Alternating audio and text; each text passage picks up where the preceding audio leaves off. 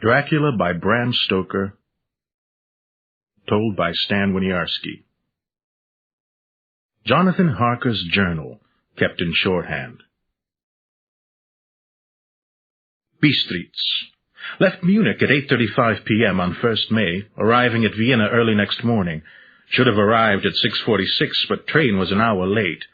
Budapest seems a wonderful place from the glimpse which I got of it from the train and the little I could walk through the streets. When in London, I had visited the British Museum and made search among the books and maps in the library regarding Transylvania. It had struck me that some foreknowledge of the country could hardly fail to have some importance in dealing with a nobleman of that country. I find that the district he named is in the extreme east of the country, just on the borders of 3 states, Transylvania, Moldavia, and Bukovina, in the midst of the Carpathian Mountains, one of the wildest and least known portions of Europe. In the population of Transylvania there are 4 distinct nationalities, Saxons in the south, and mixed with them the Wallachs, who are the descendants of the Dacians, Magyars in the west, and Shkelis in the east and north. I am going among the latter, who claim to be descended from Attila and the Huns. This may be so, for when the Magyars conquered the country in the 11th century, they found the Huns settled in it.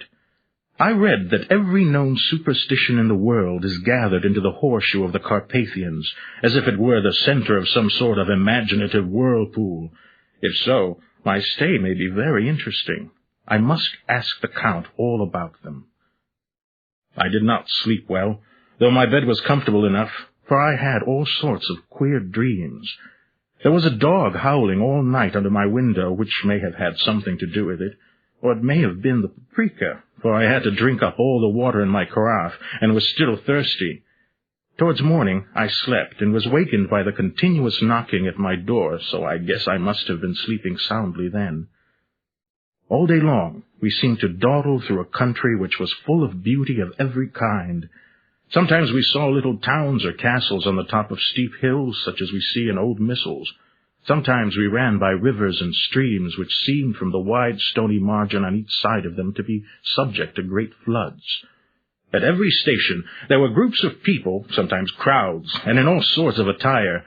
Some of them were just like the peasants at home, or those I saw coming through France and Germany, with short jackets and round hats and homemade trousers, but others were very picturesque.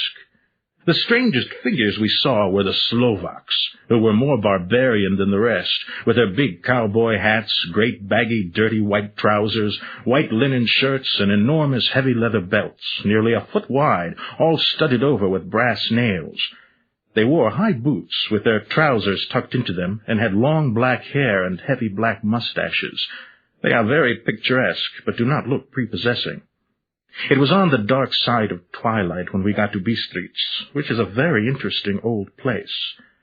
Count Dracula had directed me to go to the Golden Krone Hotel, which I found, to my great delight, to be thoroughly old-fashioned, for of course I wanted to see all I could of the ways of the country. I was evidently expected, for when I got near the door I faced a cherry-looking elderly woman in the usual peasant dress. When I came close she bowed and said, "The Herr Englishman?" "Yes," I said. "Jonathan Harker." She smiled and gave some message to an elderly man in white shirt-sleeves who had followed her to the door. He went, but immediately returned with a letter. "My friend, welcome to the Carpathians. I am anxiously expecting you. Sleep well tonight. At 3 tomorrow the diligence will start for Bukovina. A place on it is kept for you. At the Borgo Pass my carriage will await you and will bring you to me. I trust that your journey from London has been a happy one, and that you will enjoy your stay in my beautiful land. Your friend, Dracula." I found that my landlord had got a letter from the Count, directing him to secure the best place on the coach for me, but on making inquiries as to details, he seemed somewhat reticent, and pretended that he could not understand my German. He and his wife, the old lady who had received me, looked at each other in a frightened sort of way. He mumbled out that the money had been sent in a letter, and that was all he knew. When I asked him if he knew Count Dracula, and could tell me anything of his castle, both he and his wife crossed themselves, and saying that they knew nothing at all, simply refused to speak further.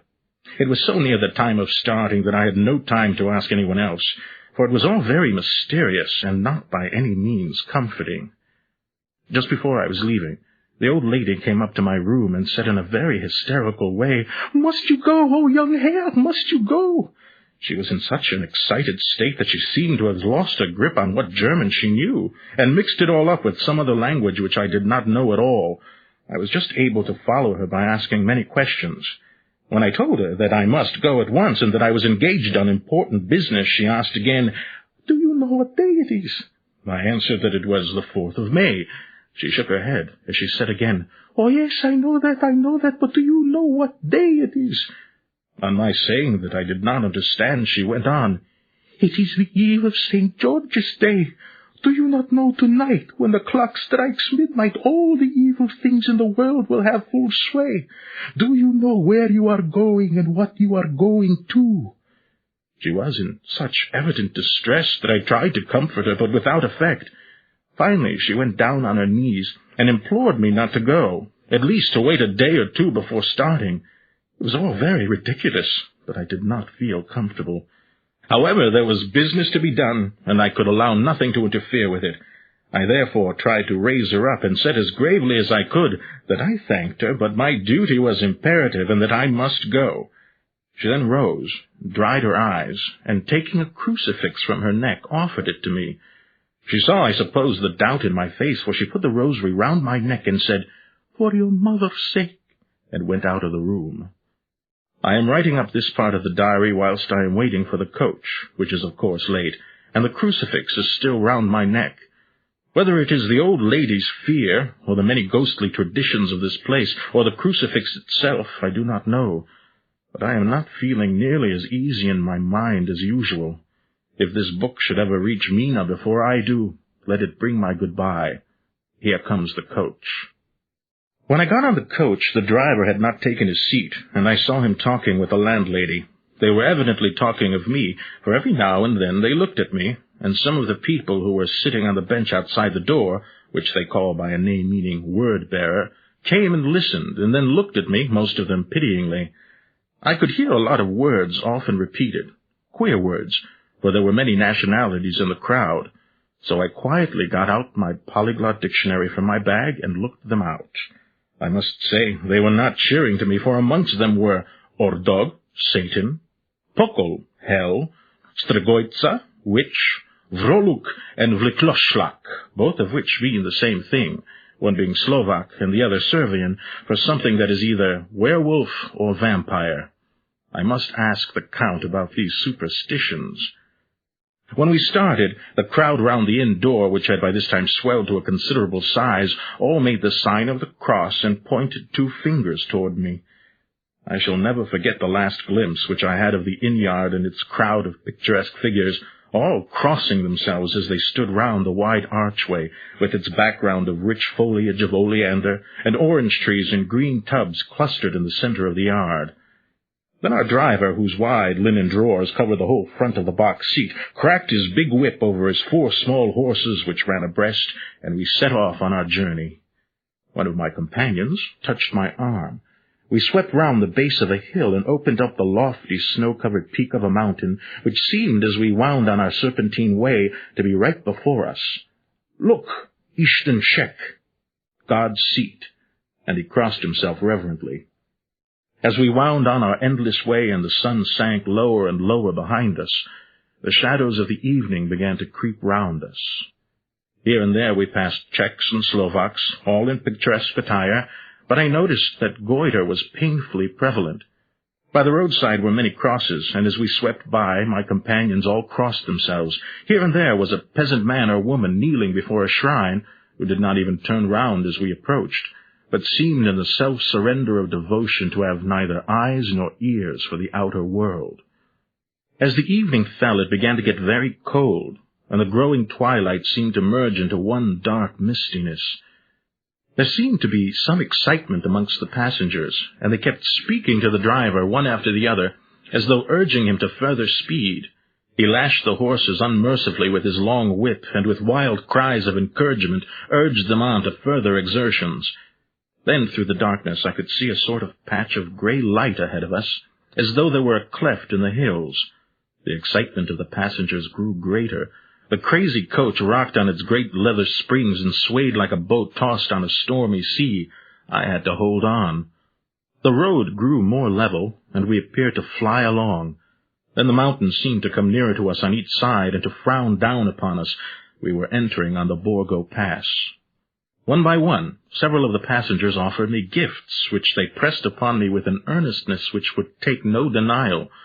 These were certainly of an odd and varied kind, but each was given in simple good faith, with a kindly word and a blessing, and that strange mixture of fear-meaning movements which I had seen outside the hotel at Bistritz, the sign of the cross and the guard against the evil eye. Then, as we flew along, the driver leaned forward, and on each side the passengers, craning over the edge of the coach, peered eagerly into the darkness. It was evident that something very exciting was either happening or expected, but though I asked each passenger, no one would give me the slightest explanation. This state of excitement kept on for some little time, and at last we saw before us the pass opening out on the eastern side. There were dark, rolling clouds overhead, and in the air the oppressive, heavy sense of thunder. It seemed as though the mountain range had separated two atmospheres, and that now we had got into the thunderous one. I was now myself looking out for the conveyance which was to take me to the Count. Each moment I expected to see the glare of lamps through the blackness, but all was dark. The only light was the flickering rays of our own lamps, in which the steam from our hard-driven horses rose in a white cloud. We could see, now, the sandy road lying white before us, but there was on it no sign of a vehicle. The passengers drew back with a sigh of gladness which seemed to mock my own disappointment. I was already thinking what I had best do, when the driver, looking at his watch, said to the other something which I could hardly hear. It was spoken so quietly and in so low a tone, I thought it was an hour less than the time. Then turning to me, he said in German worse than my own, "There is no carriage here. The heir is not expected after all. He will now come on to Bukovina and return tomorrow or the next day. Better the next day." Whilst he was speaking, the horses began to neigh and snort and plunge wildly, so that the driver had to hold them up. Then, amongst a chorus of screams from the peasants and a universal crossing of themselves, a caleche with 4 horses drove up behind us, overtook us, and drew up beside the coach. I could see from the flash of our lamps, as the rays fell on them, that the horses were coal-black and splendid animals.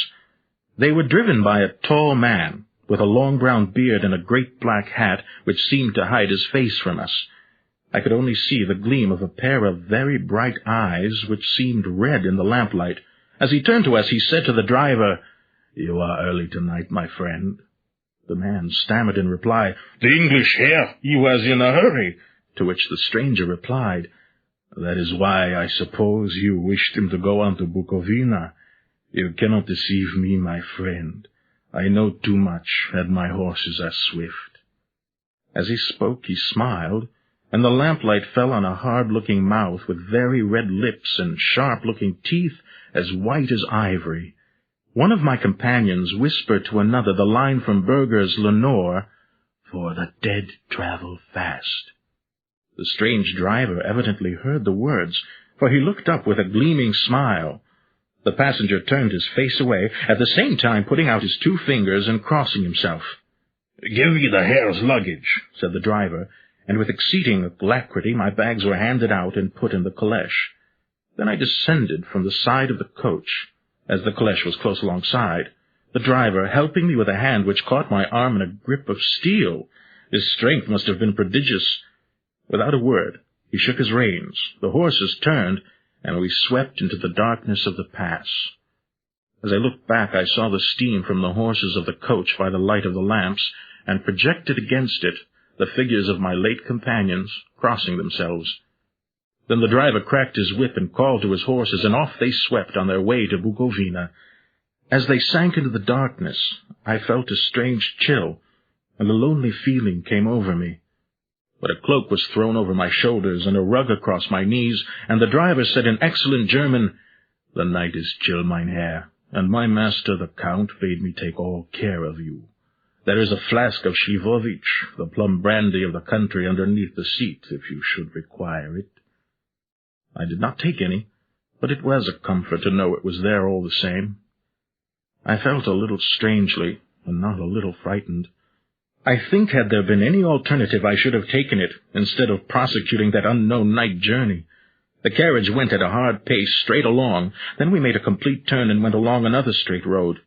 It seemed to me that we were simply going over and over the same ground again, so I took note of some salient point, and found that this was so.